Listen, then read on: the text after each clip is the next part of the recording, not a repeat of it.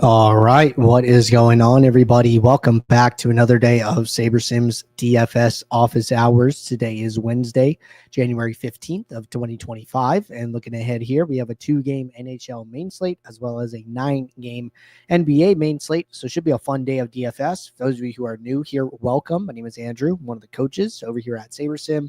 This is a show where we go over how to use the SaberSim app, answer any and all DFS-related questions. Get your questions in 1 of 3 ways here. First off, send us an email, support@sabersim.com. Second, post it live in the YouTube chat.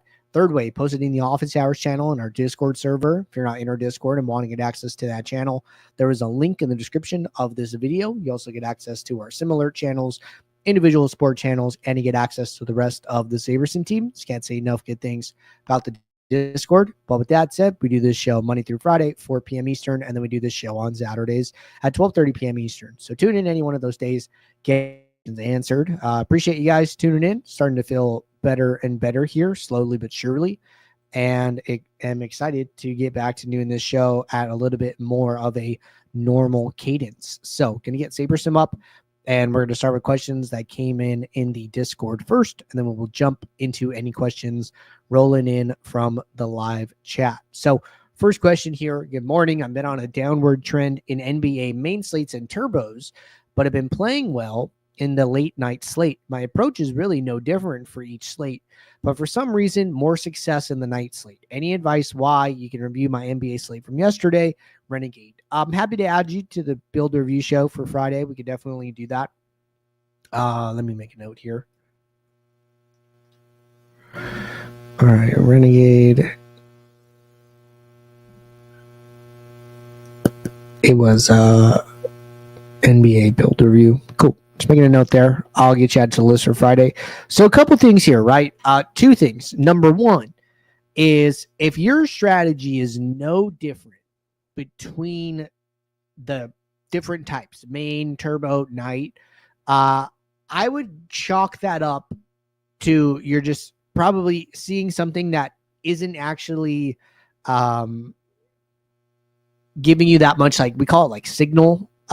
It's more noise, right? It's just, hey, randomly for some reason I'm doing better in the night slates than like the turbos, right? But they're both, 2-game slates. They're both 3-game slates. Well, it's probably nothing, right? Because if your process is the same, your strategy is the same, then what is actually different, right? And it's just your results, and that just kind of comes down to variance. So where I would probably spend some time is looking at flashback results, which I know you asked me to do, so we could definitely do that on the show.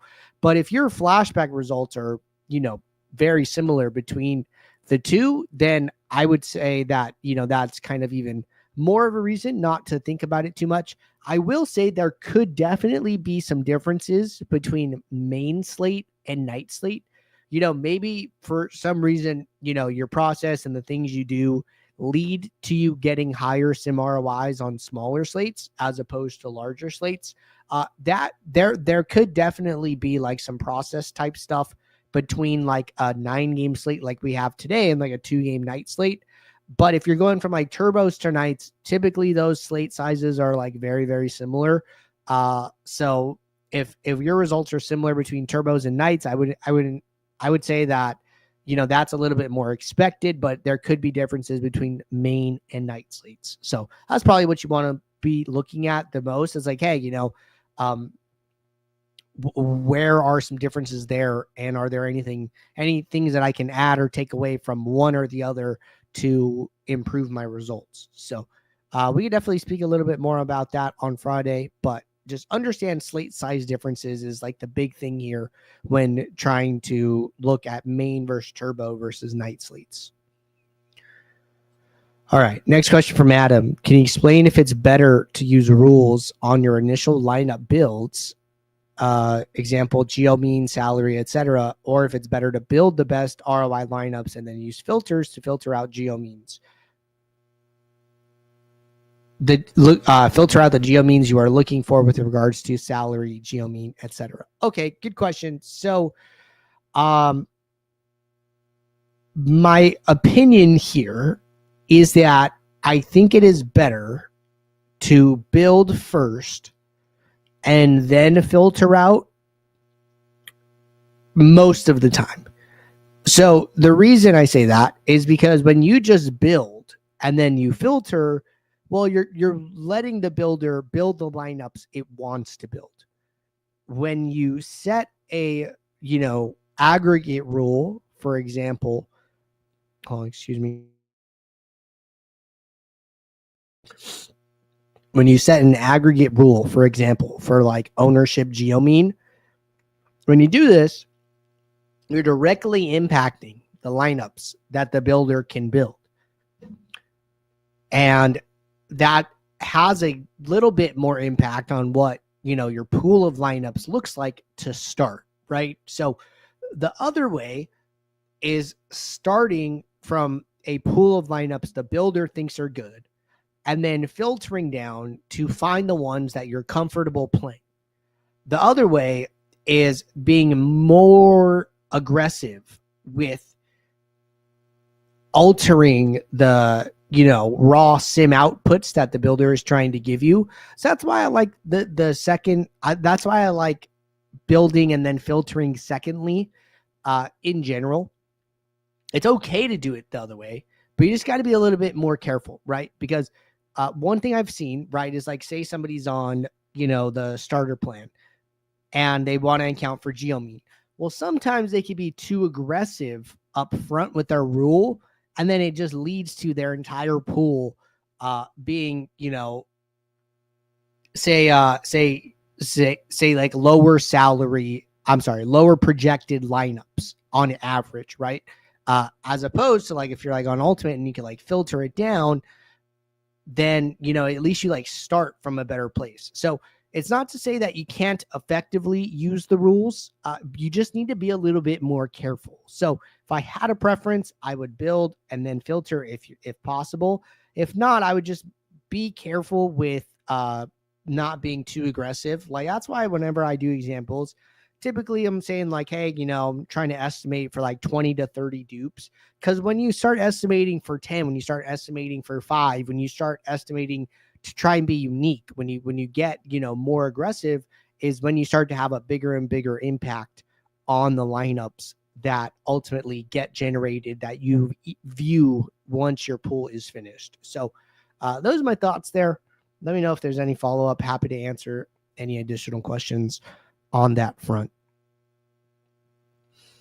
All right. Good question there. Let's see here. So far, so good. Going to do a little bit of a build demo today. So we have a little bit of time here while some additional questions roll in. So let's say I'm building lineups for this 9-game NBA slate. A couple things I like to do, right? So let's just say I have, 5,000 lineups. I like to increase minimum salary a little bit, give it like 1,000 boost to 49K. I'll set like a small projection filter just to not view some of the lowest projected players on the slate. Other than that, not doing much else, making a couple small tweaks to projections, clicking build, and then going from there.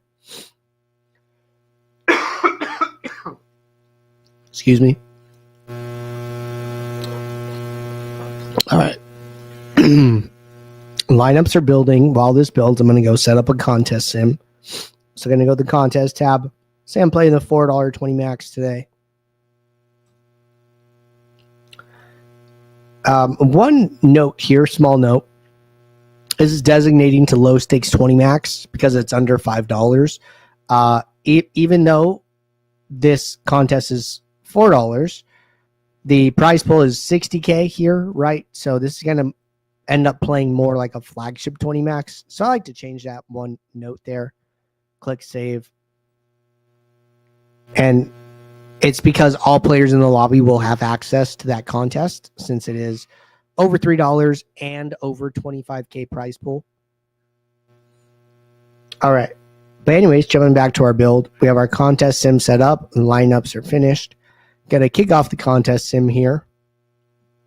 Going to come in, sort by exposure, move some columns around, exposure, leverage. Those are the big ones I want to see here.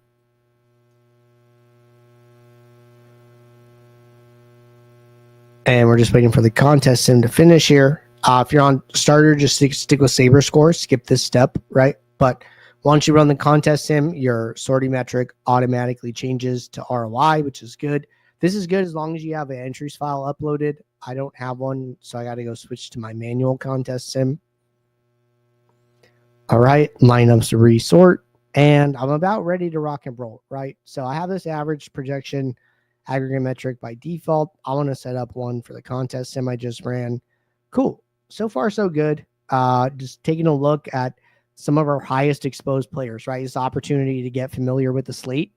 And first thing I see, right, getting a ton of Atlanta. So this opportunity to come in here and say, okay, why am I getting so much Atlanta?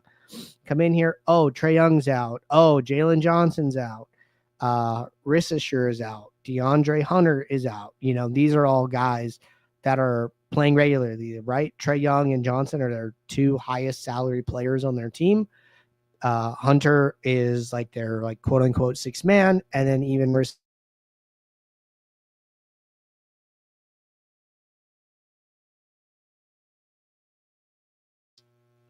just so much value on Atlanta tonight. It makes sense why we're getting so many of those players. So I think that's fine, right? But just a little spot checking, just a little getting familiar with the slate. Why am I seeing these players? We could do one more, right? We can go and probably look at Utah, seeing a lot of George, a lot of Bryce Sensabaugh. So then we go to Utah. Okay, what do we see here? Okay, Clarkson's out. Johnny, I don't know if it's Uzang or Juzang. John Collins is out. Mark Cannon's out. Sexton's out. I'm actually surprised we're not getting more of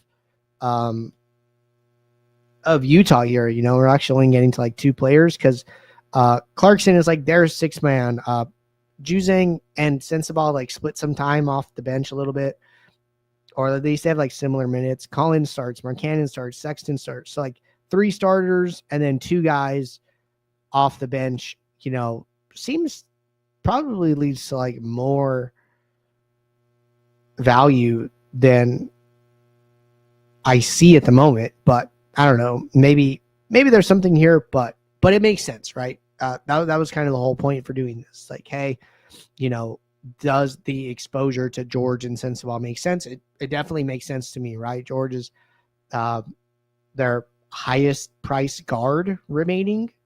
Kessler is a center, and then Sensabaugh is even cheaper and should get additional minutes. So all this makes sense to me here. I would consider doing some extra research to see hey, who else is going to benefit from this situation, right? I really do think somebody else will benefit here just based off what I'm seeing so far. I don't know who their 5th starter is going to be tonight, if it's Filipowski, if it's Svi or Williams or what, but I think there's a little bit of extra value here that's not popping up just yet. But either way, makes sense to me. So far so good. All these players that I'm seeing at the top, I'm totally fine rostering them.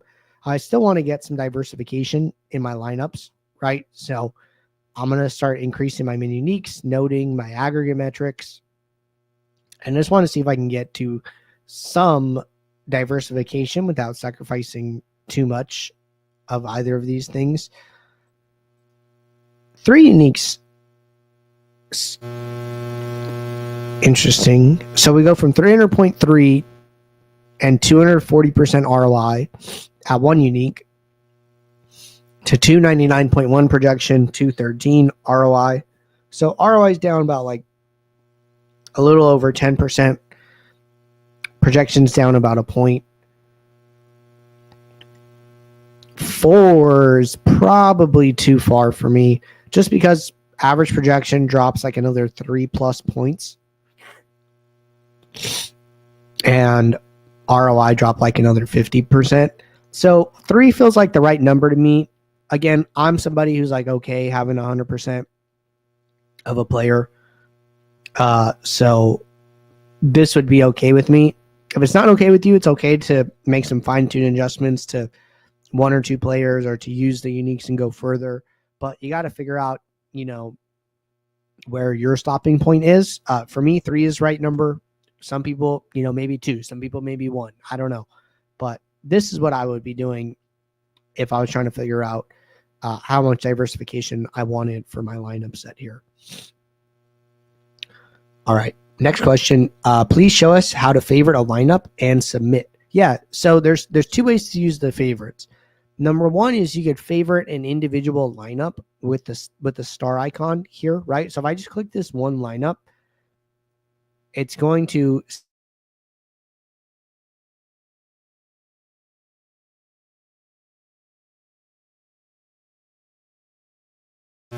I'll get this notification up in the upper right saying one lineup added to favorites. So you could do one lineup at a time, or you could do your set of lineups, right? So like say I'm looking at 20 lineups and I want to send all of them to the favorites. I click the star up here.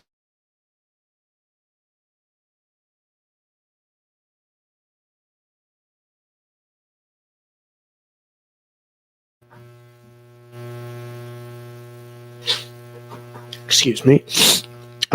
So now I have these 20 lineups in the favorites. The favorites tab is like active, right? I can see the number in parentheses here. It's lit up white. So when I click here, well, now all the lineups are in this tab. So if I wanted to do multiple builds, I could send however many lineups I want to this tab, to this tab, to this tab. Every time you hit the star, the lineups go to the same favorites tab. There's only one favorites tab, but you can have all these different builds where the lineups came from.